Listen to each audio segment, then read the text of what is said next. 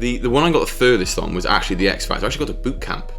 You went to X Factor boot camp? My mum knocked on my bedroom door and she said, "Guess who's dead?" Tom Auton is a Welsh rock artist whose 9-year musical career has resulted in his name becoming synonymous with the live music scene in Cardiff. At just 23, he could be described as a veteran of the field, having played venues on Wimby Street since he was a young teen. His home studio has also become a valuable space for Cardiff artists to record, with Tom mixing and producing many local artists' music. Between his home studio and Longwave Studios in Grangetown, he recorded, mixed and produced his latest single, Devil on My Shoulder, at the beginning of this year, before heading out on a headline UK tour to promote its release. Along with his band The Bottle Breakers, Tom recently supported fellow Welsh boys Feeder at their homecoming show in Newport, performing to an audience of 3,000. One of the most hard-working musicians in South Wales, Tom is fast also making a name for himself in the production world, and he joins us today to talk about his favourite year in music. Fuck yeah. What do you think of that? That was impressive. I'm gonna have to swear, aren't I? Yeah. Good. You're allowed to say fucking shit, you just can't say Noted. So welcome, Tom. Thank you very much. Thank you for having me. Thank you for joining us. You're very welcome. Tell us a bit what you're up to at the moment. Well, currently I'm doing a podcast with yourself Yeah. and drinking a beer Moretti. Other beers are available. Not sponsored. No. But I am currently writing and recording some new music that has yet to be released, hence why I'm still writing and recording it. That's how that works. Makes sense. Producing loads of stuff for lots of bands that I'm sure you'll probably end up interviewing on here at some point, which is fun. I like the choice of words like this, veteran, invaluable. It makes me seem really, I thought, what can I do? Really very, very nice. rub them up the right way. Yeah. Give them a beer, Give them a nice beer, taste a of nice nothing. beer, Yeah. a nice beer. Yeah. Long-winded way of saying I'm musicking. I'm musicking 24/7. I'm writing, recording.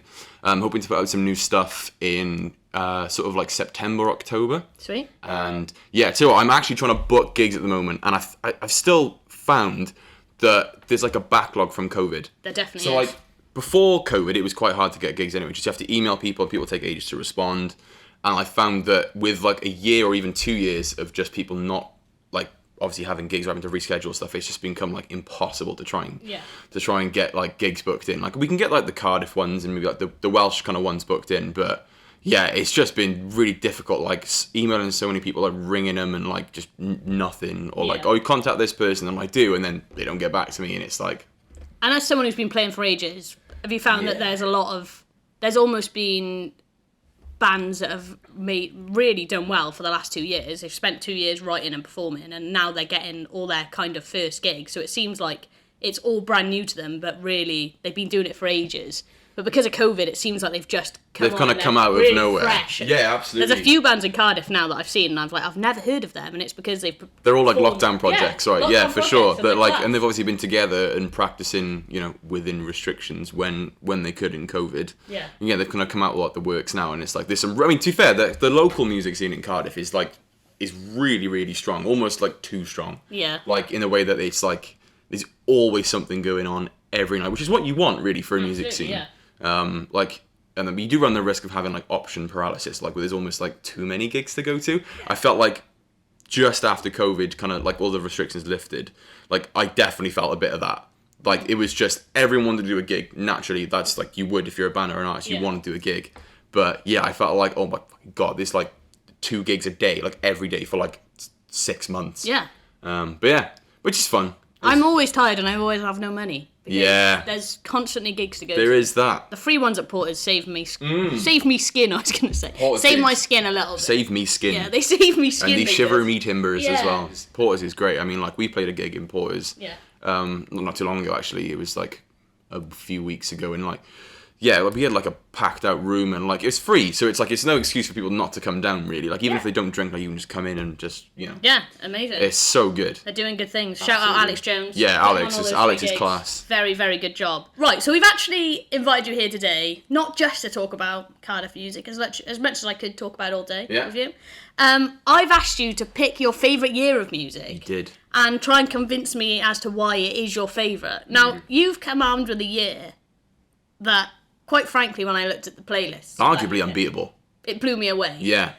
Please tell us what your year is and So, a little bit about why. If you haven't guessed, it's 2009. I'm really happy for you, but Beyonce had one of the best videos of all time. My name is Susan Moyle. probably remember the bridal party, who danced their way down the aisle. God bless you. And God bless the United States of America. Michael Jackson, 50 years old, the king of pop, has died. A very, very sad moment. Personally, a lot of like big things happened musically for me in that year. I think I was like 10 or 11. Like I was 98, so someone can work that out and correct me. I'm pretty sure I was 13 and I'm 96, so that is correct. Okay. You were 10 or 11. Let's go for that. Math. Yeah. So 11. I'm gonna be I said I was about 11. Yeah. So many big things. I did went to my first ever gig that year. What was it? It was Green Day.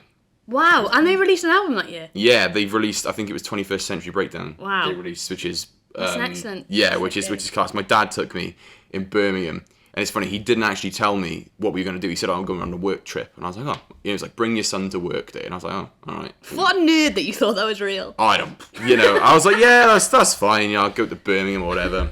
Yeah, and then basically we walked into the Millennium. No, what fucking Millennium? I just can't get out of Cardiff. It's the NEC. Well, what was the NEC? I think it changed. I don't even know. A big thing in Birmingham where music happens. But yeah, that was so good. Like I remember being like absolutely like in awe of what was going on. And it was interesting because there was a massive range of music that kind of like they played. So, like they got like the big songs where everyone goes like mental. You got your proper like rock, not metal, 'cause it's not really metal, but your rock and your heavy rock kind of fans going down there, mosh pits down the front. We were kind of obviously like up in the gods somewhere. And I remember that they played Time of Your Life, which is like the acoustic one. Yeah. And for me, the change in how everyone was going mental, like for pretty much every song before and then every song after, but everyone kind of just shut up and stopped and just listened. And like, that was such a massive moment for me in music that I realized like the power of what it can do. Like you can make people feel elated and you can make people like jump around and fucking headbutt each other, whatever, it's class. Yeah. But then, you have a song that's maybe a little bit slower or whatever, and it can really connect with people in some way. And it can just make a whole room of like thousands of people just shut up. Yeah. I just found that was insane. That was one thing that happened that year. But I do have a list of like the music. I'm going to reel off a few. Whip out the list. Yeah, I will. It's a very eclectic year for music. So. Wildly eclectic. I listened to a playlist in work and there wasn't a single person in the office who told me to turn it off. We all loved it. Something for everyone in 2009. So we have Black Eyed Peas, I Got a Feeling. Which is the first song I learned on piano, which is quite fun. Wow. Yeah. It's just like 2 or 3 notes. There's Fire, Kasabian. Yeah, that was one of my favourites of the year. Uprising by Muse. I only like some of these songs now. I didn't like them at the time. Yeah. I agree with you. Well, apart from Green Day, I wasn't into like...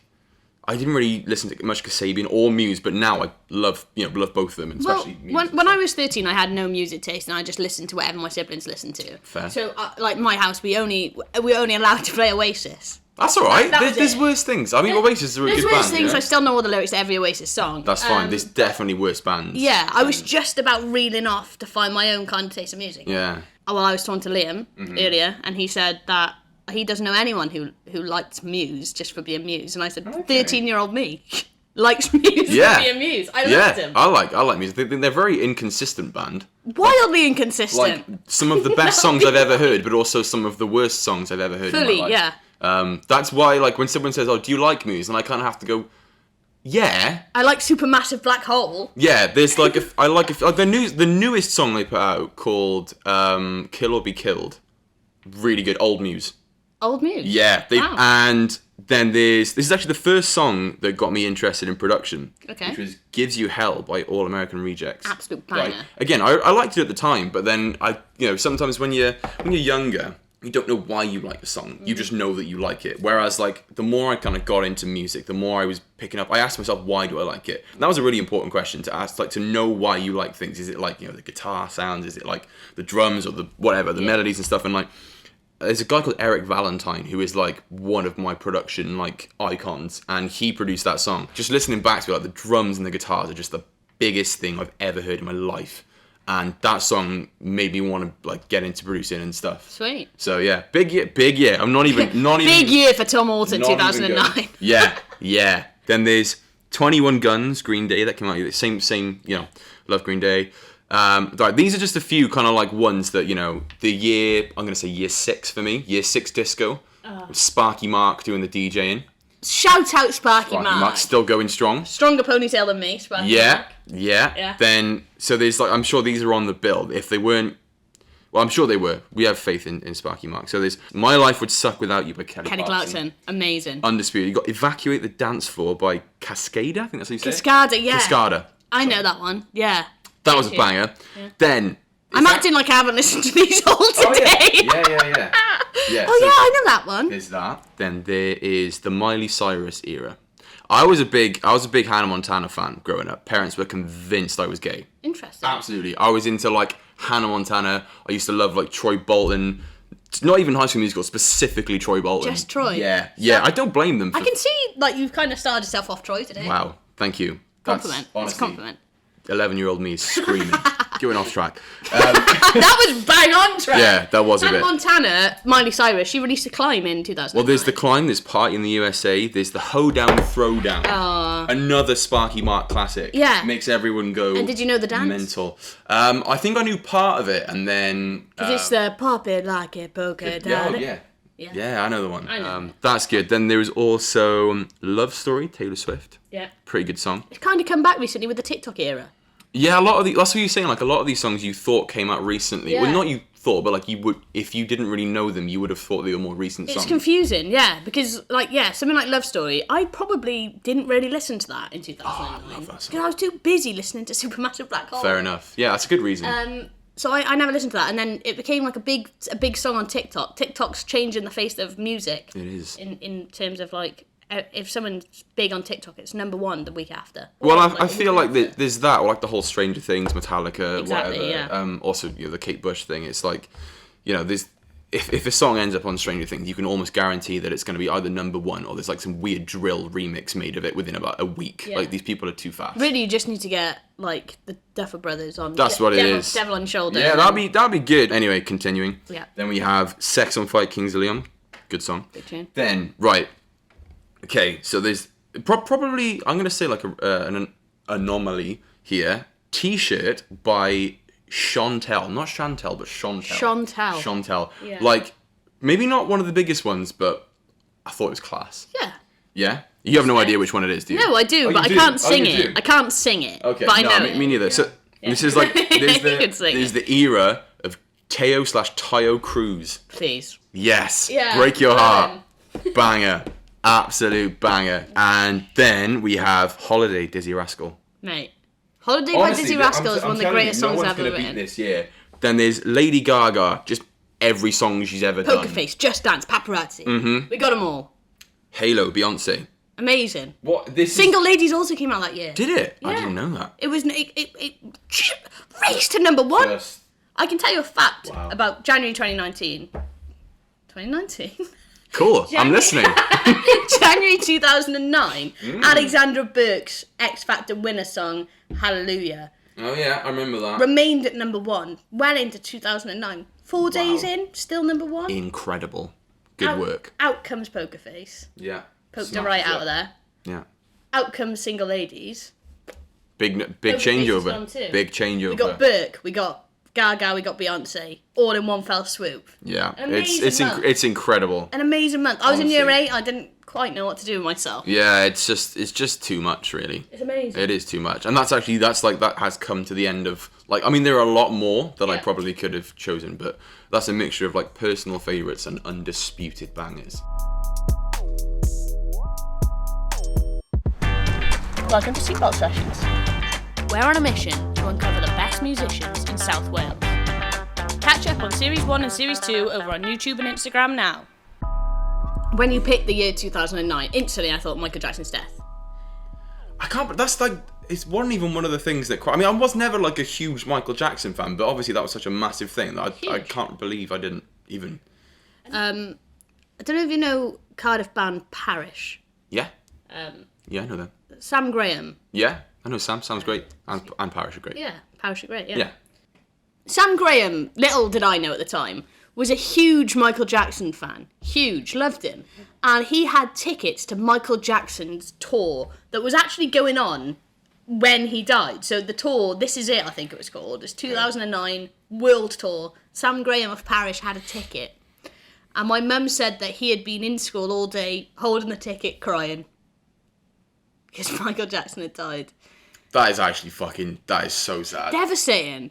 Every time I see Sam at a gig sometimes and I think, poor boy. I got to see his hero. And he was this close.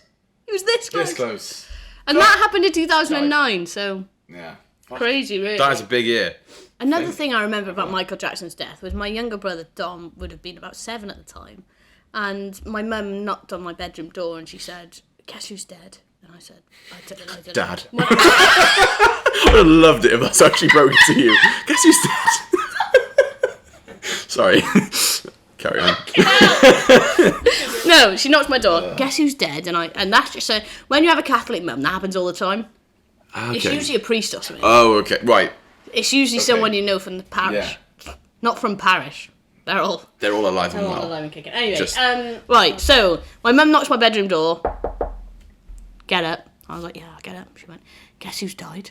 And I said, "I don't know." She said, "Michael Jackson." I was like, what the fuck? I probably didn't say what the fuck to my mum. No, you definitely did. Yeah. What the fuck, Murray? And then I was like, oh, that's mad. And I was talking to her about it for a couple of minutes. I got out of bed and I went into the bathroom to brush my teeth and that. And I heard her go into Dom's room. Dom, knocking. Get up. Yeah, that was knocking, yeah. Mm-hmm. Guess who's died? And Dom went, I don't know, the Pope. Which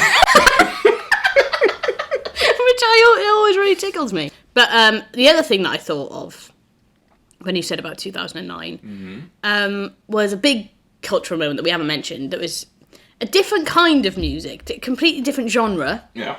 And I'm talking of a TV talent show by the name of Britain's Got Talent. Yeah. Susan Boyle, 2009. That was on, yes, wasn't it? Yeah. I Dreamed a Dream she did. I Dreamed a Dream, yeah. Subo. That blew everyone out of the water. What a woman. And she didn't even win. All the good ones never win. All the good ones never win. No, Yeah. never won it. No. Didn't even get to say hello to whoever presents it now. It's still on the deck, isn't it? I haven't watched it in about 8 years, but Could I be. think it is. Could be. But there you Yeah. go. Didn't even get to say hello. Did you try to go on it? When I was younger, I did. Did you? I did. When I was. In fact, I actually still have my audition number. Oh. You know what? I tried out for all of them when I was younger. I think a lot of like singers, if you get into it quite young, I think, especially around that era, that was just the thing to do. Yeah, One Direction were 2010. Look at them now. There you go. There you go. What could have been? It's crazy. What could have been? But yeah, I tried out for Britain's Got Talent. I did X Factor, I did The Voice. The one I got the furthest on was actually the X Factor. I actually got to boot camp. You went to X Factor boot camp? I did, but then they John, why have we never spoke about this? It's fine, I just don't really tell it to anyone because it's pointless telling because like they didn't air my first audition, and then they cut me out of every scene that was in boot camp. So why are you there? Just as an extra? Honestly, don't even know. But How was boot camp? What did you have to do? it was just they basically put you in like they put me in like a group of people that like when like if you're in a group with the good ones you're like okay. I was in a group with a load of people. I was just like I'm fucking you, Jedward. I'm fucking Wagner. No, Wagner was class. Yeah, Wagner was class. No, but like yeah. Sorry for the thought of you still. Yeah, it's just Jedward. it's good, isn't it? It's good. Jedward and Wagner. I've really tickled myself. Yeah. But Please carry on. that's kind of it really. I didn't really get so I don't that's it. I don't really tell many people because of the fact that it's not really that interesting. I kind of did it and nothing really came of it. Like didn't get shit on TV, so I may as well have not fucking gone on it. Yeah, that's fair enough. So I'm just like, well, You gotta try these things. You could have been the next Harry Styles. could have been. Could have been. Still could. Could have been. You could have been though. I went to watch him the other week actually. You saw Harry Styles? Yeah. Millie's a big fan. My girlfriend Millie. Yeah. Hi Millie. Hi, Millie. She is a big fan and she bawled her eyes out for like the last, I want to say 10th of the show. That's fair enough. Emotional stuff. He's a sexy bastard. He really is. Really is. And he's just excellent. Very, very I love good. Harry Styles. Very, very impressed. I thought his band were great as well. Yeah. His band are really cool. Band are very good. Yeah. Yeah, really, I really like enjoyed. it. I always say like that would be one of the if you didn't really want to be like recognised for being famous, just being so like in someone's band like that, like Harry Styles, like Arlo Parks or Phoebe Bridges or something. You know what? I actually beg to differ because people in the audience clearly knew the members of Harry Styles' band because like when they would do the intro, like they knew it, they knew their names. Really? Yeah, I think being in a band, I generally would agree with you unless you're in Harry Styles' band. That's fair. I feel like someone as big as him is just like... I think I wouldn't necessarily recognise that. Yeah, fair enough. But I feel like, that's fair. Your average Joe. Or just be the drummer in Coldplay. Yeah, no, I wouldn't. Like, he could be sat on my sofa right now and I'd be like, oh, my flatmate's friend's over. I'm sure he's fantastic. I'm sure he's lovely. I'm sure they're all lovely. Probably overly lovely. He listens as well. Yeah. So you said that you were in year 6 in 2009. Maybe. 5, 6, would you say? Yeah. Yeah. Let's just say year 6. So you were a big Green Day fan. What else were you up to at that time in your life? I think I just discovered how to like record a video. So I think I was very much into starting my own YouTube Classic. channel, Yeah. which was the thing back then. And I actually have. I think I put it on like I didn't delete it off YouTube. Anything that I think would be fucking hilarious. Yeah. I've kept like unlisted. That's the way to do it. Yeah. You'd be gutted if you got rid of stuff like that. Yeah, there's I think I was like around about maybe actually I think it was a few years after. To be honest, I think it was mainly just listening to music. I wasn't really kind of like avidly involved in even. I played guitar a little bit when I was younger and piano as well. But yeah, to be honest, not really an awful lot. Probably just discovering my first pube. I think around then. Nice. Maybe younger. Because like my next question was going to be, do you remember when you discovered your first pube? So I was 11. I'm glad you got that in. There you go. Yeah. No, but nothing particularly, I don't think, significant apart from all the stuff I've mentioned and all the unbelievable bangers that came out that year. Yeah. So, we've got a little bit of a game that we want to play. I'm fucking ready. And the game's just going to be guess the intro. Mm-hmm. Classic. Obviously, all these songs will be from 2009, your chosen year. I've bigged this up now, I better fucking be good. Well, a couple of these songs that I've got lined up, you've actually already mentioned. Okay. So in theory, the intros should be piss. In theory, you should get it like that. Okay. Number 1. No. Fireflies I'll see. Fireflies, I'll see. You got that. Yeah. Within the first second. Was that 2009 as well? That was Can't believe 2009. I didn't mention that. The first song that included gibberish in it. Literally, absolutely incredible song. Yeah, okay. So, how quick can you get this one? Holiday, Dizzy Rascal. Correct. Yeah. 2 seconds, that one. Yeah. Holiday by Dizzy Rascal is one of the best things. It is great. Ever. Get a passport. It's class. That's the only look I know off the top of my head. It's the best one. This one you've mentioned too. Okay. Fire, Kasabian. Correct. You're on a roll Mate, here. just keep fucking coming. I'm not sure. I'm ready. To be honest, like we say, 2009 arguably was one of the greatest years for music. So these are quite easy, and I should have made a little bit more challenging. No, it's fine. This one's a bit of a change of pace. Okay. Oh, You Are the Reason. Really close. Is it not? No. Fuck. Oh, it's like an Avril Lavigne song. No. I'll give you the artist. Yeah. That's it. Wait, I swear it's called... That's not the name of the song, It's called is it? The Only Exception. Ah, fuck, Paramore. Paramore. Shit. Hayley Williams. What? Oh, fuck. I'm so good I didn't get that song. Yeah, Fuck. it's a big tune. My drummer loves Paramore. I'm sorry, Aaron. Shit. Hayley Williams solo stuff is great too. Yeah, agreed. Okay, next. Kings of Leon, Sex on Fire. Correct. Couldn't think of the name of the song. See, so far you've got them all within 3 seconds. Okay. Other than the Paramore one. That's I'm livid. I'm fucking livid about the Paramore song. This next I one really I'm like going to it. play probably awakened my taste in music. Okay. As a 13-year-old. This was the first one that I thought, that's really good, and also, I actually think it's quite cool, and I'm not embarrassed that I like it. Like, Fireflies, it was on my phone, and I gladly received it via Bluetooth. But also, was I going to tell people it was on my phone? Probably not. This one, I played with pride. Oh, shit. It sounds like a U2 song, It does a bit. but it's probably not, is it? Is it? No. No. But it is quite U2-esque. It's not the script, is it? No. Shit, can you give me the next line? Well, the Or is first... it the name of the song? It's the name of the song. Shit. I'll give you the artist. Go on. Temper Trap. Oh, fuck, I won't guess the name of the song. Sweet Disposition. Oh, okay. Yeah, fair enough. That wasn't one of the ones I listened to loads when I was... So... Great tune. But I recognised The it. music video for Sweet Disposition. Amazing. Cool. This is going to be the last one. And this Fuck, is I've got two wrong. This is bad. This is one that Liam mentioned earlier and said, was that 2009? And I said, if that was 2009, then really 2009 was the greatest year for music ever. Okay. And it's this. Oh, this is Usher. No, fuck, it's not. No, oh my god, I can't believe I said that. Fuck, it's not! Fuck. I Wasn't even ready for 1, 2, 3, 4. It's Chris Brown. Yeah. And something forever. No. It's Forever by Forever. Chris Brown. Oh, fuck. Usher. The fuck do I think? You know what? You got 5 out of 7 there. That's not really bad. bad. Now that's terrible. It's not bad at all. Really, I'm honestly gonna go home and cry. If you had to convince someone that 2009 is the year, the best year, what one track would you give them to listen to convince them that yes, that is the year? Shit. It's a big question. Fuck. I can give you per genre. Rock, Kasabian, Fire. Listen, that's cheat code. Fuck, right, Kasabian, Fire. Kasabian Fire. Stand by it. Stand by Yeah. it. I think that's a really fucking class song. It's an amazing song. And it's like one of those ones that have like stood the test of time. Like you go see Kasabian, that song still is the main fucking Yeah. thing. Whereas a few of them were like bangers for that year, but they aren't really around anymore. Yeah. If you know what I mean? Yeah, I like, do know what you mean. Like a few songs. That whole album that Fire was on. Yeah, was it's pretty excellent, class. to be fair. Pretty class. Yeah, I'll stand Yeah. by that. I'll say Fire by Kasabian. You heard it here first. So, Tom, thank you so much for joining us. Thanks for having me. To be honest, I'm like pretty. I think I'm on your side. I think 2009 is. It's gonna be hard to beat. It's You know gonna what? be I'm hard gonna to beat. retract it considering I got so many fucking wrong in the intro thing. You got 2 wrong. You're That's already beating himself up. Too about it. many. Too many. God, I fear for your future children. They're gonna know all the songs, every song, all of You did them, anything wrong? all the fucking songs. No, you did well on the game, and 2009 is an excellent choice. Thank you. So, thank you so much for joining That's us, all right. Tom. Thank you for having me. Nice one. Nice one. Thanks for the beer as well.